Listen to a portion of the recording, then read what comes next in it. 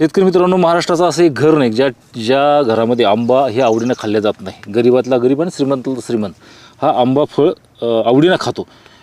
तसंही महाराष्ट्रामध्ये आपल्या भारतामध्ये जास्त गोड फळं जे आहेत ते जास्त लोकप्रिय असतात. आणि या ठिकाणी आपण जे आलेलो आहोत, भाऊंची खूप मेहनत या बागेवरती आपल्याला दिसते. जर तुम्ही बघत असाल, एकही डाग अक्षरशः या फळावर नाही. याचं कारण काय, तर बॅगिंग केलेली आहे. आणि दुसरा त्यांचा प्रयोगसुद्धा आहे की जे साड्या त्यांनी बॅगिंगसारख्या साड्या लावलेल्या आहेत. तर तेही त्यांचं आपण या व्हिडिओमध्ये घेऊ. विशेष म्हणजे हे सगळे पाडाचे आंबे आहेत. हे एका पाखराने खाल्लेला बिचाऱ्याने हा आंबा आहे. त्याचा जो केशर आंबा आहे तो तुमच्या लक्षात येईल की किती भगवा आतमध्ये आपल्याला दिसतोय. तर एक आंबा यांचा जवळजवळ अर्धा किलोपर्यंत सुद्धा आहे. तर ते जर सगळ्यात मोठा आंबा जर म्हणला तर जवळजवळ अर्धा किलोच्या पुढं, पाऊण किलोपर्यंत सुद्धा आंबा त्यांचा जाईल. तर या व्हिडिओमध्ये आपण सर्व शेतकऱ्यांकडून प्रश्नाचे उत्तरं घेणार आहोत. त्यांची जर पाहत असाल तर फार बॅगिंग केलेली या ठिकाणी प्रत्येक आंबा दिसतोय. याचा अर्थ त्यांनी फार मेहनत घेतलेली या बागेवरती आहे. आणि त्याचंच फळ आपल्याला या स्वरूपामध्ये आपल्याला दिसतंय की त्याच्यामध्ये एकही डाग अक्षरशः त्या बागेवरती आंब्यावरती नाही आहे. या आंबा बागेला काय काळजी घ्यावं लागते, त्याच्यानंतर हवा जर सुटली तर भरपूर आंबे पडतात असं आपण ऐकतो. तर यांची जी घनलागवड आहे त्याच्यामध्ये त्यांचा काय फायदा झाला, त्याच्यानंतर जाग्यावरती कोय टाकून यांनी जी लागवड केली ती का केली, आणि जर आजूबाजूला जर पाहिलं तर पूर्ण हलका जमीन आहे. त्या हलक्या जमिनीमधून अक्षरशः सोनं यांनी पिकवलेलं आहे. तर सर्व प्रश्नांची उत्तर आपण या व्हिडिओमध्ये घेणार आहोत. आणि आंबा फळ हे कोणाला आवडत नाही अशा प्रकार नाही आहे. आंबा हे आपल्या भारतामधून निर्यात होणारं फळ आहे. तर पूर्णतः नॅचरल पद्धतीने गिरायकाच्या ताटात आंबा कसा जाईल यांचं तंत्र त्यांनी जोपासलेलं आहे. जालन्याच्या जवळ असल्याकारणानं जालन्यामधले भरपूर जे काही खवय्ये आहेत, गिराईक आहेत, त्यांच्या या बागेतून येऊन जे आंबे ते आंबे घेऊन जात असतात. तर सध्या आपण पाहतो की नॅचरल पद्धतीने पिकवलेला आंबा आणि रासायनिक पद्धतीने पिकवलेला आंबा यात काय फरक ते त्यांना विचारू. आणि या सर्व शेतीमध्ये त्यांनी फार 4-5 प्रकारचे जे काही फळबाग लावलेली आहे. सीताफळ आलं, त्याच्यामध्ये जांभूळ आली, त्याच्यामध्ये आंबा आला, त्याच्यामध्ये लिंबुणी आली, त्याच्यामध्ये जांब आला. हे सर्व त्यांच्या शेतीमध्ये या ठिकाणी हलकी जमीन असताना सुद्धा खूप चांगल्या प्रकारे त्यांनी घेतलेली आहेत. तर हरहुन्नरी शेतकरी आहे. फळबाग खूप चांगल्या प्रकारे त्यांनी केलेली आहे. कमी पाण्यामध्ये व्यवस्थापन त्यांनी केलेलं आहे. तर ते सर्व माहिती आपण या व्हिडिओमध्ये घेऊ. आणि जालन्याच्या जवळपास जर असाल तर नक्कीच ह्या पंधरवाड्यामध्ये या महिनाभर तर नाही 15वाड्यामध्ये येऊन त्यांच्याकडून तुम्ही मालही घेऊ शकता. गेले 5 दिवसात जवळजवळ 40-50 क्विंटल आंबा या बागेतून त्यांनी विकलेला सुद्धा आहे. तर त्यांची आपण ओळख करून घेऊ. भाऊ राम राम, आपला एकदा परिचय करून द्या. माझं नाव भरत अंकुशराव बाळे, राहणार नंदापूर, तालुका जिल्हा जालना. सर्वप्रथम तर तुमचं अभिनंदन, कारण की एवढा चांगला बाग तुम्ही ह्या सगळ्या अशा डोंगराळ भागामध्ये जोपासलेला आहे. कारण की नंदापूर तसं पाहिलं तर कमी पावसाचं म्हणण्यापेक्षा पाण्याचा बाग आहे, बरोबर आहे, पाणी कमी या भागामध्ये. तर आता ही जी बाग आपण उभा आहोत ही किती एकरची बाग आहे? ही 2.25 एकरची बाग आहे सर. 2.25 एकरची आहे. बरं, जरा प्रश्न या व्हिडिओमध्ये जरा थोडा आपण हे करू की अगोदर पैशाचा आणि विक्री व्यवस्थापनाचा विचार करू. कारण की भरपूर शेतकरी याच्यामध्येच गुंतलेले की आम्ही आंबा लावला पण व्यापारी घेतात तर 50, 60, 70 रुपयाने घेतात आणि मग आम्हाला पैसे त्यातून राहत नाही, असं भरपूर जणांचा उद्देश असतो. तर भाऊंकडून त्याची सुद्धा माहिती घेऊ. भाऊ, विक्री व्यवस्थापन कसं? तर सर मी मागचे 2 वर्षापासून आंबा विक्री करतोय. हो, थेट शेतातून ग्राहकापर्यंत हे कन्सेप्ट आहे माझे. बरं. आणि मी स्वतः 2 वर्ष कष्ट घेतले, डोर टू डोर लोकांपर्यंत पोहोचलो. बरं. आणि आजकाल सोशल मीडियाचं युग चालू असल्यामुळे हो, तर व्हॉट्सअप व फेसबुक किंवा इंस्टाग्रामच्या माध्यमातून मी या लोकांपर्यंत पोहोचत गेलो. बरं. आणि त्याचं फळ मला आज असं भेटलं की 2 वर्ष ते कष्ट घेतल्यामुळं आज बागेत येऊन लोक आंबा घेऊन जातात. स्वतः बागेत येऊन घेऊन जातात आणि ज्यांना पाहिजे असेल त्यांनी मला कॉल करून आंबा ऑर्डर करून घेतात. बरं. जालन्यामधून भरपूर गिराईक तुमच्याकडे आहे? खूप गिराईक आहे. म्हणजे तुम्ही जवळजवळ ती सांगितलं की 4-5 दिवसामध्ये 50 क्विंटलपर्यंत माल विकला मी आतापर्यंत. बरोबर आहे. तर या माध्यमातून तुम्ही जे शेतकऱ्यांना देताय, गिरायकांना देताय, तर ही कशा प्रकारे देता, म्हणजे त्याच्यामध्ये पिकवण्याची पद्धत कशी आणि कशा प्रकारे त्यांना पोहोचवतो? आता काही आंबा आपण झाडाला पिकवलेला असतो तो देतो आणि कच्चा पण आंबा जातो जागेवर. दुसरी गोष्ट आपण पारंपरिक आडी लावतो, आंब्याची आडी लावणं म्हणतात त्याला. बरं त्या पद्धतीने आडी लावून आंबा पिकवून आपण बॉक्स पॅकिंग करून ग्राहकापर्यंत पोहोचवतो. बरं जे आपण याच्यावरती गाड्यावरती याच्यावरती आंब्याचे पाहतो पिवळे धमक आणि अक्षरशः दबत बी नाही, बरोबर, म्हणजे त्याच्यावर इथ्रेल किंवा मग कार्बाईडचा वापर केलेला असतो. तर ही पद्धत आणि तुमची पद्धत याच्यामध्ये काय फरक? यात फरक असा आहे सर, हां आपण ज्यावेळेस आंबा हार्वेस्टिंग करतो, जो मॅच्युअर आंबा म्हणजे जो अपरिपक्व झालेला आंबा आहे बरं तोच फळ आपण झाडावून काढणार. बरं तर व्यापारी ज्यावेळेस बाग उक्ती घेतात हो त्यावेळेस ते पारंपरिक जी पद्धतीचं आंबा उतरायचं म्हटलं सगळंच आंबा उतरून घेतात. तर ते काय करतात, पूर्ण बाग ॲज इट इज जसा आहे तसा आंबा काढून घेतात सगळं. हां आपण जो फळ मॅच्युअर तेच काढणार आणि तेच पिकाला ठेवणार. बरं आता जर आम्ही तुम्ही पाहिलं असेल तर या ठिकाणी चीक दिसतोय, हे आता नेमकं तोडलेलं फळ आहे, तर हे आता पाडा लागलेलं आहे, बरोबर, असं जर दाबलं तर याच्यामध्ये बोट फसतंय बघा तुम्ही. तर हे जे लक्षण आहे, हे लक्षणं काय काय? तर पाडायला लागायचं लक्षणं म्हणजे सर, आंबा तयार झाला म्हणजे देठाजवळ गड्डा पडणं, ही चोच बोथट होते आणि पावडर येतं आंब्यावर ऑटोमॅटिकली, क्लस्टर येते. ते म्हणजे इंडिकेशन आहे का आंबा हा तयार झालेला आहे म्हणून, पाडायला लागलेला आहे म्हणून. बरं तर हे त्याचे लक्षण आहे. बरं असं नाही होत का की 10 किलो 20 किलो किती गिऱ्हाईक किती नेतं तुमच्याकडून एका घरी खायला? माझ्यापर्यंत 1-1 क्विंटल पर्यंत आंबा घेऊन जातात लोक. इथून कच्चा आंबा घेऊन घरी पण पिकवतात आणि ज्यांना रेडी आंबा पाहिजे ते 10-15 किलो 5 किलो पासून पॅकिंग आपण देतात पिकल्याला. हो बरं. तर हा जो आंबा आहे, हा आंबा अशा पद्धतीनं तोडला तुम्ही, या ठिकाणी तुम्ही दिसतंय तो बॅगिंग केलेली आहे, बरोबर आहे, आणि या ठिकाणी जर असा तो आंबा तोडला तर याचे खराब होण्याची किंवा नासण्याचे जे हे पर्सेंटेज हे किती आहे? नाही, बॅगिंग म्हटल्यावर नासण्याचं आणि खराब होण्याचा प्रश्नच येत नाही. गिऱ्हाईकाकडे खराब होत नाही, काहीच आवश्यकताच नाही त्याला. बरं आता तुमच्या उत्पन्नाकडे येऊ. एका एकरचा भाग करू आपण, कारण की आपण 1 एकरची लाखाची शेती असं एक सदर आपण चालवलेलं होतं. तर लाखाची शेतीमध्ये हे तर 100% येतं, हे मला माहिती आहे, पण किती पैसे होतात? तुमच्या कष्ट करण्याच्या आणि तुमच्या पद्धतीवर अवलंबून आहे सर. किती टन माल निघतो? जर आपण प्रामाणिक कष्ट केले, काम जर चांगलं केलं तर एकरी माझ्या मते 8 ते 9 टन माल सहज निघाला पाहिजे. 8-9 टन? हो. बरं, हे दरवर्षी निघतो का? हो, प्रत्येक वर्षी निघू शकतो. तुम्ही जर झाडातली म्हणजे बागेतली जर काळजी जर व्यवस्थित घेतली किंवा जे काही वेळेवर त्याला जे पाहिजे ते नियोजन व्यवस्थित केलं तर 100% ते एवढं उत्पन्न मिळतं. बरं लोक कल्टारचा वापर करतात त्याच्यामध्ये फुटण्यामध्ये, दरवर्षी केशर आंबा फुटत नाही असं म्हणलं जातं, आणि एक ते संप्रेरक आहे, हे झाडामध्ये कमी प्रमाणात असतं आणि ते प्रमाण वाढवण्याचं काम शेतकरी करत असतात. तर अशा पद्धतीनं सुद्धा कल्टर दिले जातं का? सर, कल्टरचा अनुभव असा आहे मला, जे लोक तुम्ही जे म्हटले, लोक म्हणतात आंबा दरवर्षी फुटत नाही. हो, आंबा दरवर्षीच फुटतो. काय गोष्ट करता? फक्त हापूस हा अल्टरनेट बिहेवियर आहे. बरं. आणि आंबा दरवर्षी न फुटण्याचं कारण सांगतो मला. बरं. ही जी कवळी पालवी आहे, हो, ही कवळी पालवी, ज्यावेळेस पावसाळ्यात ही कवळी पालवी येते त्यावेळेस तुम्हाला ही जतन करावं लागतं, ही सांभाळावं लागेल. म्हणजे पावसाळ्यातली 3-4 महिने तुम्ही जर पालवी सांभाळली 101% तुमचा आंबा फुटणार. पण केव्हा 4 महिने पावसाळा संपल्यानंतर 4 महिने त्याचं पाणी बंद करायचं, 100% आंबा फुटणार. तर बोलता बोलता या ठिकाणी तुम्हाला एक घरटं सुद्धा दिसतंय. हो, जर कॅमेऱ्यामध्ये आलं तर नक्कीच त्याच्यामध्ये दिसेल हे घरटं. आणि जर तुमच्या बागेमध्ये जर समजा मोहोळ असेल तर याचा अर्थ असा असतो की तुम्ही या झाडावरती फार कमी प्रमाणामध्ये औषध मारताय. तर याच्यावरती औषधाचा खर्च कसा होतो मग? त्याचा रिझल्ट तुम्ही जे औषध मारत म्हणले सर, त्याचा रिझल्ट असा आहे का एवढी सेटिंग होणारच नाही. औषध मारलं तर सेटिंगच होत नाही. बरं. आंब्याला फक्त पावसाळ्याच्या दिवसात पालवी जतन करण्यासाठी नॉर्मल 2-3 फवारण्या करावं लागतं. बरं. त्यानंतर फ्लावरिंग मध्ये बुरशीनाशक म्हणजे नॉर्मल 1-2 फवारण्या बुरशीनाशक, तर त्याला आंबा असताना हार्वेस्टिंग पर्यंत फवारणीची गरजच पडत नाही अजिबात. एकही फवारणी केलेली नाही. त्याचं लक्षण आहे की तुमच्या इथं घरटं सुद्धा आहे. हो, आणि ही काही ठेवलेलं नाही, त्याची तुम्हाला लक्षात येत असेल तर त्यात आलेलं घरटं आहे. आणि जर आपण बोलता बोलता आता फिरू आणि भाऊंची चांगल्या या कामाची माहिती सुद्धा घेऊ. याला कल्टर तुम्ही देत नाही? कल्टरचा वापर आपण सुरुवातीला केला होता अगोदर, 2 वर्ष अगोदर. बरं. पण कल्टर टाकून आंबा आपला ज्या वेळेस फुटतो त्याच वेळेस मार्केटला येतो. मग कल्टर टाकण्याची आवश्यकताच काय? म्हणजे तुम्ही जे सांगितलं, ही जर पालवी तुम्ही ही आलेली जतन केली तर तुम्हाला 100% माल येतो. 100%. बरं, याची छाटणीचं वगैरे व्यवस्थापन मग आता? छाटणी लेबर आणून मी स्वतः उभं राहून छाटणी करून घेतोय. बरं, याच्यामध्ये फार काळजीने तुम्ही काम करताय बा. बरं, आता 1-2 एकर ना एरिया?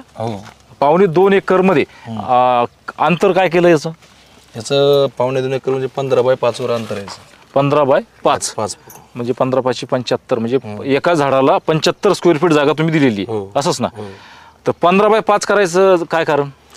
त्याचं कारण असं आहे का 5 फुटावर जे आपण झाड घेतलं हे असं हे 15 बरोबर. हा, दोन्ही लाईनच्या मध्ये अंतर 15 फूट आहे. हो, आणि झाडामधलं 5. झाडामध्ये 5 फूट बरोबर. तर हे मधली स्पेसिंग 15 फूट घेण्याचं कारण म्हणजे आपण ट्रॅक्टरनं मशागत करू शकलो पाहिजे. हे जे ट्रॅक्टर दिलेलं दिसतं या ठिकाणी, बरोबर.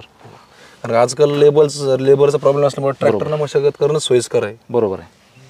तर त्याच्यामध्ये 5 फूट जे आहे, ते लोक 10 फूट 15 फूट असं ठेवतात, किंवा 15-20×20चं पहिलं जे आपलं गणित होतं ते 20×20चं होतं. तर सध्या तुम्हाला योग्य अंतर काय वाटतं इतक्या वर्षानंतर? आता 5 फूट हे अंतर सोयीस्कर आहे. आता बरेच लोक सांगतात 2 फुटावर लावा 3 फुटावर लावा, पण उपयोग नाही. हे 5 किंवा 7 फूट. बरं, काही 4 सुद्धा लावतात, काही 3 सुद्धा लावतात. नाही, पण 2 आणि 3 फूट म्हणजे ते आर्थिकदृष्ट्या फायदेशीर नाही सर. बरं, 5 तुम्हाला योग्य वाटलं. 1-2 वर्ष तुम्ही उत्पादन काढसान, नंतर ते पॉसिबल नाही ती गोष्ट. बरं, आता याला झाली 7 वर्ष, बरोबर आहे? या 7 वर्ष झाली, आणि 7 वर्षामध्ये तुम्हाला ही स्टेज आहे याची, बरोबर आहे? माल जर पाहत असाल तर 1-1, 2-2 कॅरेट तुमच्या झाडाला आहे, बरोबर ना? तर मग याची छाटणीची पद्धत कशी काय? याची छाटणीची पद्धत कारण की याची उंची कमी आहे म्हणून विचारतो. आपण काय करतो, मधला जो गाभा आहे झाडाचा, हा पूर्ण मोकळा करून घेतो, म्हणजे सूर्यप्रकाश डायरेक्ट खोडावर पडला पाहिजे. बर बर बर. त्याचा बेनिफिट आपल्याला हे सेटिंगच्या माध्यमातून भेटलेला आता. हे जे सेटिंग पाहत असाल तर काही ठिकाणी बॅगिंग दिसते, काही ठिकाणी बॅगिंग दिसत नाही, आणि ज्या बॅग आहेत त्याला टाकलेल्या आहेत ते प्रत्येकामध्ये 1-1 आंबा आहे. तर ही त्यांच्या लक्षात येतं याच्यामधून. बरं, लागवडीचा जो म्हणजे हे डोळा आहे, तुम्ही सांगितलं की तुम्ही जागेवरती पाणी कमी लागावं म्हणून जे काही तुम्ही कल्पना केली त्याच्यामध्ये जागेवर केलं, तर त्याची पद्धत कशी वापरली मग? या ठिकाणी आपण गावरान आंबे खरेदी करून ते कोई जागेवर लावल्या, मार्किंग केल्यावर, मार्कआउट ज्यावेळेस करतो आपण जागेवर लावल्या, त्यानंतर ते झाड 2-2.5 फुटाचं होईपर्यंत त्यानंतर त्याला आपण कलम करून घेतलं केसरची काडी आणून. 2-2.5 फूट म्हणजे जवळजवळ एक 4-5 महिने. 5-6 महिने घेतच ते. 5-6 महिने घेतलं, आणि त्याच्यानंतर जागेवरती खात्रीशीर आणून तिथं तुम्ही ग्राफ्टिंग स्वतः करून घेतली, बरोबर, आपल्या डोळ्यासमोर करून. बरं, याच्यामध्ये एक खोड ठेवलं की काही ठिकाणी जास्त पण खोड आहेत? त्याचं कारण असं आहे सर, काही ठिकाणी 2 खोडं आढळतील तुम्हाला. आपण एका ठिकाणी 2-2, 3-3 कोळी टाकले होते. मग आपण काय केलं, त्या ठिकाणी काही ठिकाणी 2 झाड असलं की त्याला दोन्हीला ग्राफ्टिंग करून घेतलेली जागेवरच. जागेवर. त्याचा काही तुम्हाला फळ लागण्यामध्ये काही फरक काही नाही? त्याचा काही म्हणजे फरक म्हणून काही आढळत नाही. आपण एकच झाड म्हणून गृहीत धरतो त्याला. नाही, आता या ठिकाणी जर दिसत असेल तर तुम्हाला एकाच जागेवरती 2 आहे, आणि दोन्हीला सुद्धा ग्राफ्टिंग केलेली आहे, बरोबर आहे? तर मग याचा उत्पन्नाचा काही रोल आहे का? जास्त निघलं कमी निघलं काही? तसं काही नाही, आपण एक झाड म्हणूनच गृहीत धरतो सर. ते तसं काही आढळलं त्याची वाढ, आणि एका ठिकाणचं एक खोडची झाड सारखीच एक वाढ? मग काही ठिकाणी एक खोड कमी डेव्हलप झालंय, एक जास्त झालेलं. नाही, उत्पन्नाच्या हिशोबाने जर विचार करता, आता समजा उत्पन्नाच्या हिशोबाने हे 2 खोड आहे, बरोबर, आणि ते एकच खोड आहे, तर याचं उत्पन्न समजा 1 कॅरेट निघतं, तर मग ह्या दोन्ही मिळून एकच कॅरेट निघतं का जास्त? नाही, एकच कॅरेट निघणार. एकच स्क्वेअर फुटाचा जर हिशोब लावला तर तेवढंच उत्पादन निघणार. बरं, म्हणजे असं नाही की 8 लावलं म्हणजे जास्त नाही, तसं काही विषय नाही. बरं बरं. तर यांची विक्रीची जी पद्धत आहे ती पद्धत फार मला का आवडली, कारण की या ठिकाणी गिरायकाने येऊन या ठिकाणी स्वतः तोडावेत, ज्याला कळत असेल तर, बरोबर ना? तर ज्यांना पारख असेल फळ काढण्याची, त्यांनी स्वतः येऊन हाताने फळ काढावं. जे त्यांनी सांगितलं की या ठिकाणी गड्डं पडलं पाहिजे, हे उंचवटा झाला पाहिजे, स्पॉट आले पाहिजेत, आणि हाताने दबतो सुद्धा पाडायचा असेल तर ही चोच जी आहे ही थोडी कमी झाली पाहिजे. कमी झाली पाहिजे, बरोबर आहे, बरोबर. तर सध्या तुमच्याकडे जे फळबाग आहेत सगळे जर विचार करता, तर कमी औषधी लागणारं फळबाग कोणचं? कमी औषधी लागणार म्हणजे यामध्ये आंबा आणि सीताफळ. बरं, आंबा, सीताफळ, मला वाटतं जांभूळ पण असं. मुळातच आपण कमी औषधी लागणारीच फळबाग लावली, सगळेच लावले, पाण्याने कमी औषध. जांभूळ असो, सीताफळ असो, किंवा आंबा असो. बरं, आणि त्यानंतर लिंबू समजा. बरं, याच्यामध्ये आता तुम्ही लिंबू सुद्धा लावलेले आहे ना, सगळ्याच गोष्टी लावल्या, तर याला फवारणी किती होतात आता, आणि दुसऱ्या याला काही फरक असं?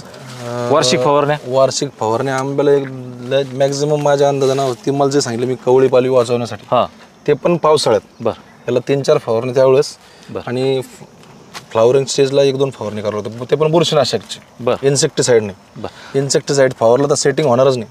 म्हणजे झाडाला जास्तीत जास्त 25-30 रुपये खर्च? हो, आरामशीर, जास्त नाही. बॅगिंगच्या झाडाला जास्त खर्च येईल. बॅगिंग कितीला पडले? कारण का एक बॅग आपल्याला 2 रुपयाला पडते. तर किती टाइम वापरता येईल तिला तुम्हाला? याला 2 सीझन वापरता येईल. त्या क्वालिटीवर आहे, पेपरच्या क्वालिटीवर, आपल्या काळजीवर. या ठिकाणी 2 प्रकारच्या बॅग आहेत. हे चांगला पेपर आहे. बरं, हा पेपर आता 1 वर्ष वापरणार आपण. बरं, किमतीमध्ये फरक असेल? फरक आहे. ही 1.5 रुपयाला बॅग, ही 2 रुपये 20 पैशाला बॅग. बरोबर. तर ही परवडती समजा घ्या. हो, बरं म्हणजे व्यवस्थित reusable. ठेवत असाल तर हो, म्हणजे पुढच्या वर्षी वापरता येईल तुम्हाला 100% असंच ना? वापरता येईल. हो. बरोबर. तर यांचा एक प्रयोग केलेला आहे यांनी. इथून जागा आहे, आपण जाऊ पलीकडून. आणि साड्यामध्ये सुद्धा यांनी जी काही हाजू पद्धत आहे बॅगिंगचा खर्च जास्त व्हायला मग कमी करण्यासाठी आपण काय करू शकतो, या इकडे जरा. तर आता या ठिकाणी पाहत असाल, असं नाही की तुम्हाला एक झाड दाखवायचं आहे मला, तुम्ही प्रत्येक झाड पाहू शकता. 1 कॅरेटच्या वरतीच माल या झाडावरती आहेत. आणि विशेष करून ही 7व्या वर्षाची झाडं आहेत. झाडं अक्षरशः जर हलवलं तर सगळे माल तुम्हाला दिसतोय. आणि एवढं जरी हल्लं तरी पाडाचे आंबे आहेत. तुम्हाला या सर आता हा आंबा पिकलेला आहे, त्यांच्या लक्षात येईल. हे जे बोट आहे हे जर मध्ये गेलं तर समजायचं पिकलेला आंबा आहे. म्हणजे जे गिरायक आहेत हे पाडाचे आंबे या ठिकाणी घेऊन जातात. आता यांचा जो प्रयोग केलेला तो पण आपण बघू. तर त्यांनी आपली शेती आपली प्रयोगशाळासारखं स्वतःची शेती स्वतःच प्रयोग करून बघायची हे त्यांनी या ठिकाणी आपल्याला अंगीकारलेलं दिसते. हे तोतापुरी व्हरायटी सर. 2 झाडं आहे. बरं बरं बरं. तर या त्याला ठिकाणी भरपूर सेटिंग होते. हे दगड पण बांधले नाही की तुम्ही खाली? ते उडवू नये म्हणून. त्याला आपण बॅगिंगचा प्रयोग करून बघितलेला आहे. दोन्ही पण केले येतात. हो. बरं बरं. मुद्दाम समजा. तोतापुरी. हो, तोतापुरी. तर गिरायकाला पसंती काय येतं बरं जास्त? सर गिरायकाला केसरला जास्त मागणी सर. याची खूप लोड आहे याच्यावर. हो, याला सेटिंग जास्त होती सर. केसरपेक्षा जास्त सेटिंग होती तोतापुरी. सेटिंग जास्त गोडीच्या बाबतीमध्ये नाही, कापून खाणार आंबा आहे. कापून खाणार टेस्टला केसरला चॅलेंज नाही. टेस्टसाठी हाच चांगला. हो. बरं. आता जर बघत असाल तर याला तुम्ही बेड जरा लहानच झाली का मुद्दामच हो केली? सर, ते आपल्याकडनं चूक झाली सुरुवातीला, जेव्हा झाड लहान होते हां हां हां. जरा जास्त पाहिजे आहे ना. हो. जर पाहत असाल तर प्रत्येक ठिकाणी या ठिकाणी यांनी साड्या या भागातून इकडं अर्ध्या या एरियाला लावलेल्या आहेत. ते आपण बघू. अजून त्यांचा एक प्रयोग तुम्हाला दाखवायचा मला आवडेल की त्यांनी काही झाडं गावरानच ठेवलेले ज्याच्यावरती त्यांनी ग्राफ्टिंग गावरानची केलेली आहे. म्हणजे कोयसुद्धा गावरान आणि बांधलासुद्धा गावरान. तर तो हाच लाईन आहे का सर? हे समोरचे या बघू आपण. त्याच्यानंतर इथून या भागातून इकडं या ज्या साड्या लावलेल्या आहेत ते सुद्धा आपण त्यांच्याकडून जाणून घेऊ. याचा जरा माल लवकर निघतो का मग? हो सर, याची हार्वेस्टिंग लवकर होती गावरांची. फुटायला पण लेट फुटतो आणि माल निघाला पण लवकर निघतो. याला एकदा सगळं उतरवून घ्यावं लागतं मालाचा. गावरान आंब्याची कलम केल्या जाती. ते भाऊनी या ठिकाणी बघितलं. किती झाडं असतील आता लावलेली तुम्ही अशी? हे जवळपास 50 झाडाची लाईन आहे सर. 50 झाडं. हो. बरं, ही प्रत्येक जी व्हरायटी ती एकच आहे का वेगवेगळे झाड आहे? नाही, हे गावरान एकच व्हरायटी. एकच आहे. हो, आपल्याकडे आपल्या जुना आंबा होता हा. त्याच्याहून काड्या घेतल्या आपण. बरं, त्याचं काय नाव होतं आंब्याचं? हे गावरान आंबाच होता, तो पण चांगली क्वालिटी. त्याचे पण नाव होते, साखऱ्या, गुळ्या, नारळ्या, हे पाड त्यानंतर बेल्या. हे मुद्दाम बॅगिंग केली आपण, याला गावरानला बॅगिंग करून बघितली. अरे वा. त्याला काय रिझल्ट होतं काय नाही त्या हिशोबानं वा वा वा. हे गावरानला बॅगिंग केली. गावरान खाणारे लोक सुद्धा आहेत आवडीना. हो, चव चांगली. हो, काही लोक गावरान पण मागतात. बरं बरं. आणि जर समजा क्वालिटी असेल हो. तर नक्कीच गावरान सुद्धा चांगलं येतो. काही काही गावरान खरंच आपल्या खेड्यापाड्यामध्ये अशी झाडं होती की आजही जर जुन्या तुमच्या वडिलांना त्यांना विचारलं तर ते नुसते लक्षात आणूनच खुश होऊन जातात की आमच्या शेतामध्ये गुळ्या होता, नारळ्या होता, बेल्या होता, साक्या होता, त्याच्यानंतर अजून काय काय नावं जे आपण विसरत चाललेलो आहोत. अशा शेकडो व्हरायट्या होत्या ज्या की आता आपल्याला आपल्या मुलांना सुद्धा सांगता येणार नाही की असं काय होतं. आपल्याला फक्त 2च व्हरायट्या राहिल्या, केशर हापूस आणि ती एखादा अर्ध लंगडा वगैरे हे ते. पण आपल्या जुन्या सुद्धा व्हरायट्या चांगल्या होत्या. पण आपल्या लक्ष न दिल्यामुळं त्या सगळ्या व्हरायट्या तोडून टाकण्यात आलेल्या आहेत. आता हे जे भाऊन जसं जोपासलं असं नक्की तुम्हाला जोपासायची जर असेल तर ही पद्धत योग्य आहे. तर साडीची जी पद्धत आहे ती या ठिकाणी सुद्धा दिसते आणि पलीकडे साईडनं सुद्धा दिसते. चला. आणि हे पूर्ण लाईनच मग गावरांचीच आहे का? हो, एक लाईन पूर्ण गावरांची सर. बरं. तर गावरांची जरा झाडं जरा जास्त वाढू दिली का तुम्ही? का वाढली? मुळातच वाढ जास्त आहे गावरानला. हे कारण की जर बघितलं आपण गावरानला वाढ ठेवणच वेगळी आहे. हो, त्याचे वाढ. मालाच्या बाबतीमध्ये जर सांगायचं ठरलं तर सर फळं झारणं जास्त होती पण वजन केसरला जास्त आहे सर. बर.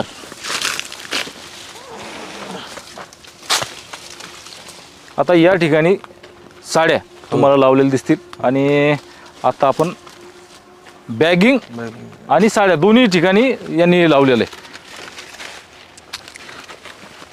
सोलर पण लावलं तुम्ही? हो, सोलर पण आहे.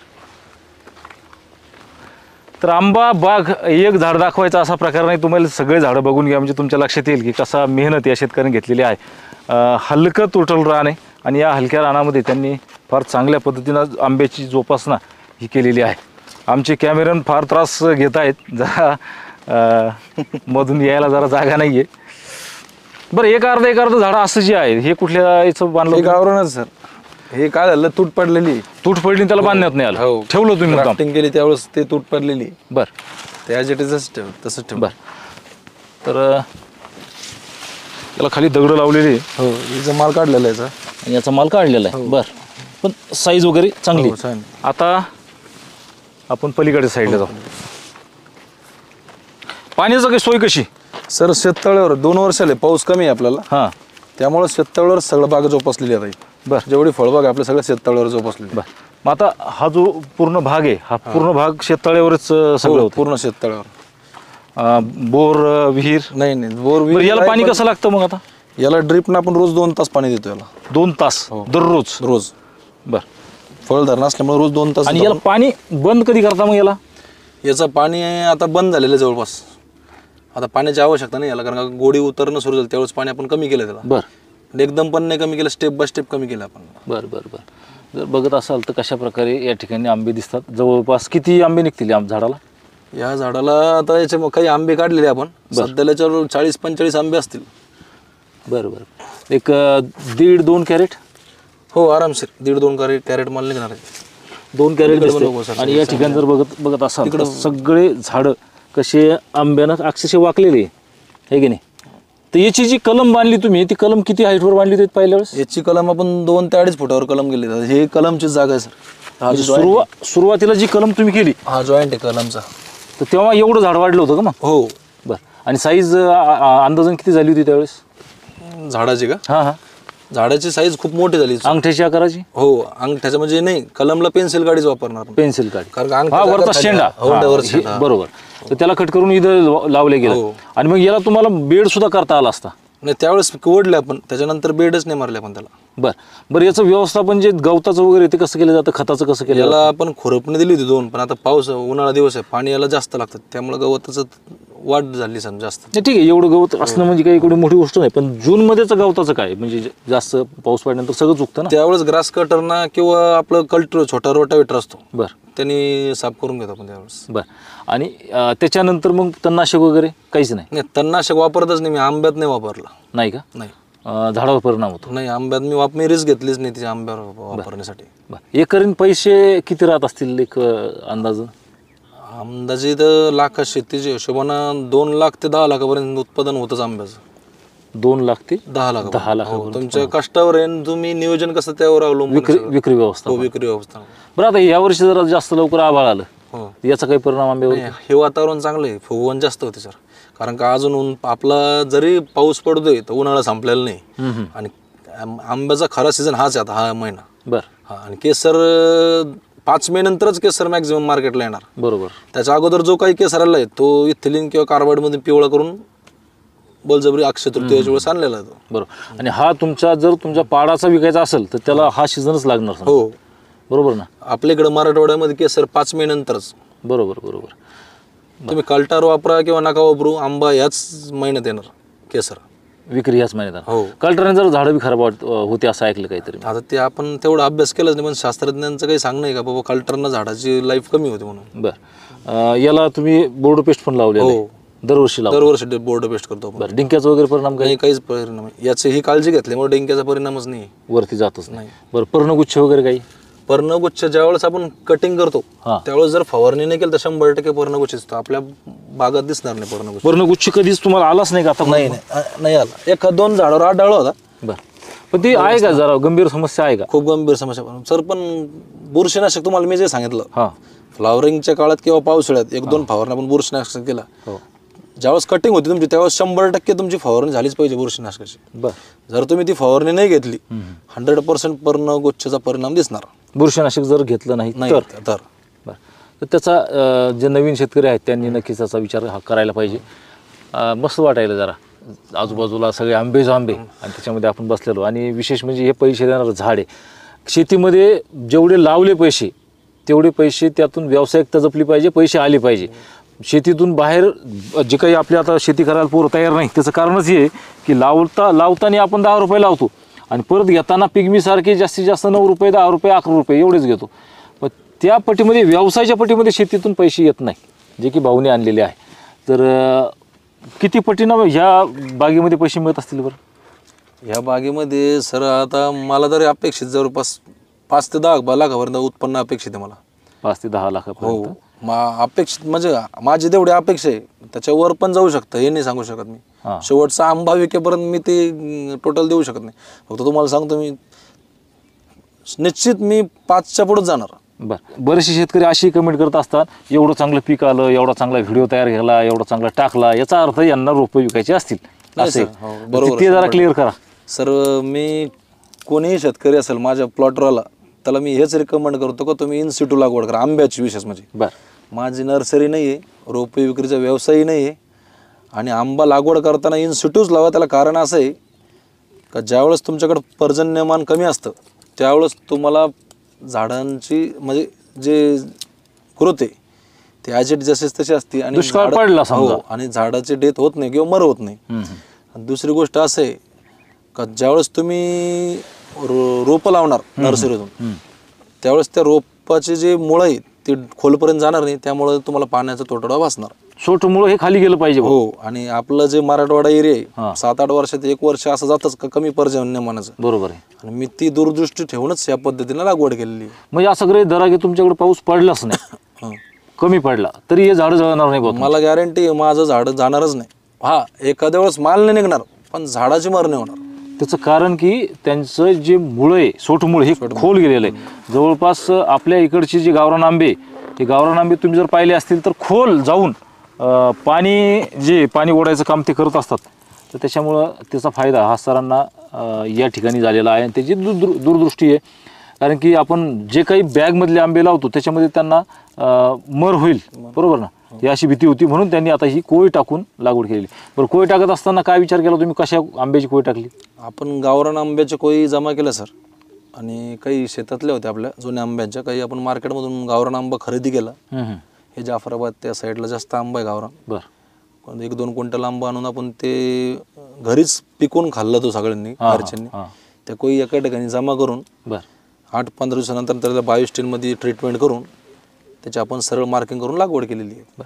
कोळी लावत असताना कोळी वाळलेली चालत नाही, तर ओलीच कोळी लावावं लागतं. नाही, त्याला कोळीचा त्याचा भरपूर अनुभव घेतला सर मी, कारण मी 2-3 वर्षापासून आता परत नवीन लागवड करतोय ना. 1 वर्ष मी पूर्ण प्लॉट लावून फेल झालेलो आहे. त्याला कारण असं होतं, कोळी ही साळ वगैरे प्राण्यांची खूप आवडती.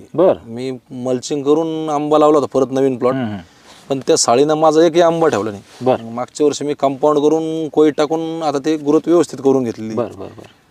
तर कोळीला मार्किंग करून बुरशीनाशकाची ट्रीटमेंट देऊन आपण त्याला लागवड केली.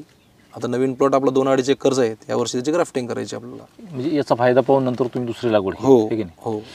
तर नक्कीच भाऊंची जी माहिती आहे ती खूप चांगली त्यांनी आपल्यालापर्यंत पोहोचलेली आहे. तुम्हाला शेतकऱ्याला एक मेसेज जर द्यायचा ठरला, शेतकऱ्यांच्या पोराला मेसेज द्यायचा ठरला, सध्याच्या घडीला शेतकऱ्याची जी दयनीय अवस्था आहे त्याच्यावर बोलायचं ठरलं, तर काय म्हणताल तुम्ही? फळबागेतून हे उत्तर होऊ शकतं का? 100% उत्तर होऊ शकतं सर. फळबाग म्हणजे तुम्ही कोणतेही करा, पण क्वालिटी करा.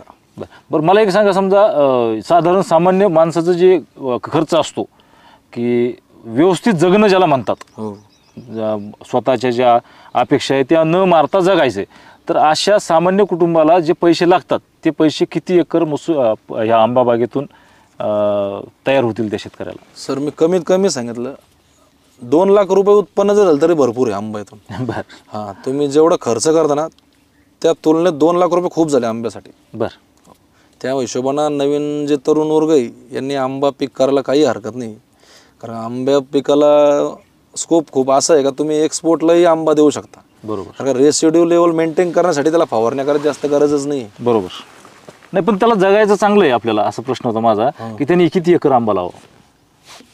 1 ते 2 एकर आंबा खूप झाला सर, व्यवस्थित जगाय. हो, खूप. 1-2 एकर जर आंबा असला तर तेवढं जर केलं तर तो 8-10 लाख रुपये उत्पन्न सहज काढू शकतो. 10 लाख रुपये जवळपास 80,000 रुपये महिना. हो, सहज पडतोय. बरोबर. आणि काम जर गृहीत धरल तर काम किती दिवस वार्षिक काम असेल या बागेमध्ये?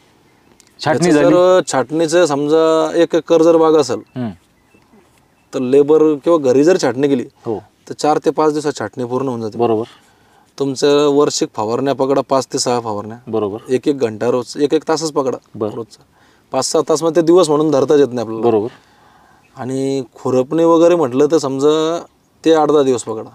मग 1 महिना काम आहे वर्षभरातलं जवळपास. 1 महिना काम आहे. हो 1 महिना काम आहे. आणि जर 1 महिना काम करून निरीक्षण तुम्हाला ठेवावंच लागेल, काळजी तुम्हाला ठेवावंच लागेल, पाणी तुम्हाला द्यावंच लागेल, ह्या गोष्टी आहेतच आहे. पण चांगले पैसे त्यातून उभे राहतील असं भाऊचं म्हणणं आहे. आणि ते गरजेचं आहे, कारण की या यूट्यूब चॅनल माध्यमातून आपण मोटिवेशनसुद्धा करायचा प्रयत्न करतो आणि नक्कीच त्याचा फायदा बऱ्याचशा शेतकऱ्यांना झालेला आहे. तर याला आपण स्लरी वगैरे काही सर शेणखत वापरतो याला आपण. स्लरीचं आपण झाडं छोटे होते त्यावेळेस प्रयोग केला आपण. बरं. पण तेवढ्या प्रमाणात स्लरी आपण त्याला पुरवठा करू शकत नाही. बरं. शेणखत आपण आता सध्याला हैवाना आणून टाकले, मागच्या वर्षी ट्रॅक्टरने टाकले, याला जवळपास 8 ते 10 ट्रिप शेणखत टाकतो आपण. 1.25 एकरला. हो 10 ट्रिपा. हो आतापर्यंत ते इतकं टाकलं, पण यावर्षी आपण प्रमाण वाढवलं त्याचं. वाढवणार. बरं बरं. आणि मग एवढं टाकल्यानंतर रासायनिक टाकायची गरज? रासायनिक फुगवण्याच्या वेळेस फक्त 0.52 किंवा 0.050 वॉटर सोल्युबल जे तेच फक्त काय 5-10 किलो सोडलं तेवढं बस. बरं बरं. आता काही आंबा तुमचा जवळजवळ अर्धा पाऊण किलोचा आहे, बरोबर आहे, आणि काही साधा सुद्धा आहे. तर असं सांगितलं जातं की हा केशर दोन्ही पण आहे, पण हा जम्बो हा साधा, तर याच्यात काय म्हणता येईल तुम्हाला? सर केशर मुळात नेटिव्ह गुजरात. तुमच्या हातातले दोन्ही दाखवा ना. हो केशर मुळात नेटिव्ह गुजरातचा आहे. हो. आणि माझा जेवढा अनुभव आहे त्यानुसार केशर एकच व्हरायटी आहे. फक्त ही जी नर्सरी किंवा कोणी कंपनी वगैरे असतील हे फक्त नामकरण केलं बाबा जम्बो केसर, आमका केसर, टामका केसर. केसर एकच आहे. केशर एकच आहे. तुमचे आता क्वालिटीचं जर म्हणता सर तुम्ही, हा आंबा ह्या आंब्यात आणि ह्या आंब्यात फरक आहे. बरोबर. तुम्ही त्याचं नियोजन कसं करणार, झाडाला देणार का, त्यावर तुमचा जम्बो ठरणार किंवा छोटा ठरणार. तुमच्या कामावर आणि खतावर सगळ्या गोष्टी. हो. बरं असं होत नाही का की तुमच्या आता हे समजा नाही म्हणलं तर 1.25 एकरमध्ये किती झाडं आहे, आता किती हजार झाडं आहे? हे 1.25 एकरमध्ये जवळपास 1000 झाडं आहे आपले. 1000 झाडं. हो. तर असं नाही होत का की 1000मधले एक 20-25 झाडं वेगळे बाबा चांगले, यात निवड पद्धतीने जशी मोसंबी निघल्या, एका निवशालाच्या 2-3 जाती निघल्या, तसं मग याचं नाही होणार की बाबा 20-25 आंबे यात ते खूप वेगळे किंवा चांगले आणि ते आपण वेगळे काढून केशर चांगला बाजूला बाग केला, असं काही होणार नाही? सर ते ज्यावेळेस पॉलिनेशन होतं फ्लॉवरिंगमध्ये, त्यावेळेस जर कदाचित आपण आता मदत गावरांचे तास लावले, याचा कदाचित क्रॉसिंग झाले, जर आपल्याला आढळलं तर आपण त्याच्यावर निरीक्षण, तेवढं बारीक निरीक्षण आपलं आहेच ना. आतापर्यंत मी तसं काही चॉईस केलं नाही. आता त्या ठिकाणी बघा त्या झाडाचे फळं बघा. हो समोरच्या पूर्ण फळं 500 ग्रामचे फळं आता त्या झाडाला. बरोबर आहे. इथं छोटे, त्याला कारण असं आहे की याची संख्या जास्त आहे फळांची, त्याची संख्या कमी आहे. बरं. आणि आपण तिथपर्यंत निष्कर्ष नाही काढू शकत का नाही ही व्हरायटी वेगळीच आहे म्हणून. तेवढा अभ्यास आपण आतापर्यंत म्हणजे त्याला खूप वेळ तपस्या येते, 10-20 वर्षाचे निरीक्षण करावं लागेल. त्यानंतर आपण त्या निष्कर्षापर्यंत जाऊ का नाही बाबा ही वेगळी व्हरायटी म्हणून. ठीक आहे. तर असंही होऊ शकतं भाऊ, असं ते म्हणतात की असंही होऊ शकतं की समजा ह्या 1000-2000 झाडापैकी 1-2-5 झाडं वेगवेगळे असू शकतात आणि त्यावर वाढून सुद्धा आपण बाग चांगला लावू शकतो, ज्या पद्धतीनं त्यांनी केलेलं आहे. नवीन बाग ह्याच काड्याचा केलेला आहे का? हो याच काड्या बांधणार आपण त्याच्यावर केशरच्या. हो बरं. तर खूप चांगली माहिती भाऊंनी आपल्याला उपलब्ध करून दिली आणि प्रामाणिक माहिती उपलब्ध करून दिली. त्याच्यामध्ये त्यांनी काय काय केलं, कशा प्रकारे हा बाग जोपासना केली ही त्यांनी दिलेलं आहे. तर फार सर्व आपली शेती आपली प्रयोगशाळा शेतकऱ्याच्या वतीने मी त्यांचे आभार मानतो आणि थांबतो. सर धन्यवाद. राम राम. राम राम.